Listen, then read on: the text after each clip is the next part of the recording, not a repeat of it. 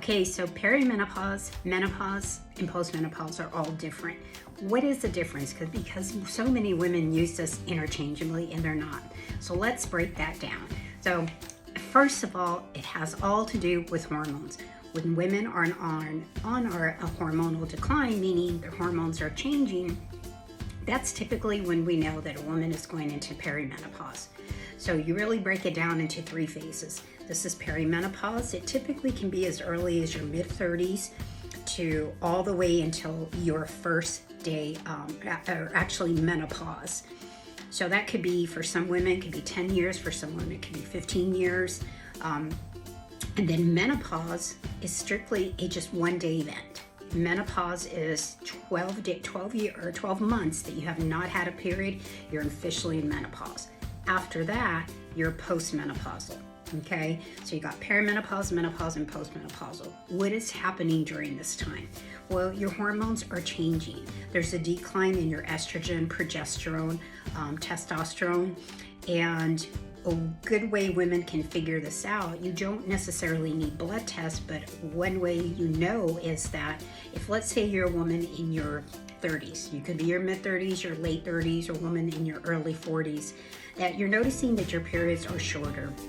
You're noticing that your periods are a little bit more different. That could be one sign. It could be you're more irritable, your hair is falling out. It could be that you're starting to hold on to weight. It's harder for you to release the weight. It could be everything from exaggerated PMS symptoms. It could be anything from ringing in the ears, heart palpitation. There's so many symptoms. It's the wild, wild west when it comes to perimenopause. And of course, like I said, that could last a few years. But once again, once you get into menopause, which is just 12 months, I have not had a period, bam, I'm into menopause.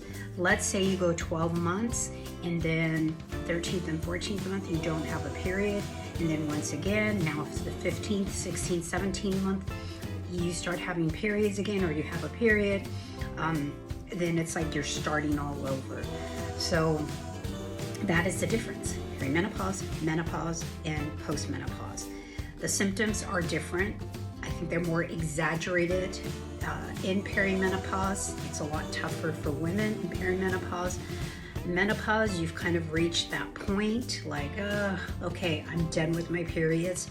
And then postmenopause, it can be a gradual decline in your health as well if you don't implement some lifestyle strategies. So that is the difference.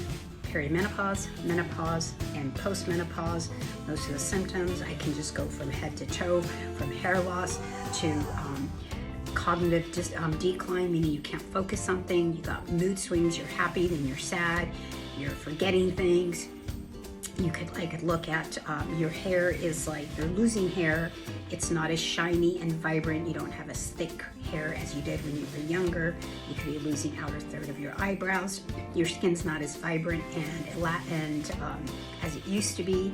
Now it's maybe oily, more it's dry. With the eyes, I can break that down and say your vision, you're losing your vision. You have dry eyes. That's another thing that you can notice. Even women, their sense of smell changes. Their mouth, we start to get these lines around our mouth. Yes, I have those. Maybe our lips aren't as full anymore. Your teeth, a lot of women start to have a lot of dental issues as well, because think that it's bone. And there's a change in also your muscle mass and bone. So that's just going from here. Menopause does, the hormonal decline does impact literally every system in your body. And so it is a challenge for many women, but if you gear yourself up for it, if you prepare yourself physically, mentally, spiritually for all that, you're gonna be fine, You're gonna be fine. We always are going to have changes in life, but when it comes to your health, you have to be proactive. You just can't hand it over to a doctor. You really have to be your N-of-1, meaning it's like you are your own lab, you're your own science, you're your own experiment, because what works for me may not work for another person. What works for Mary may not work for Jane. So everyone is a little bit different. So there is the explanation of menopause, perimenopause, menopause, and postmenopause.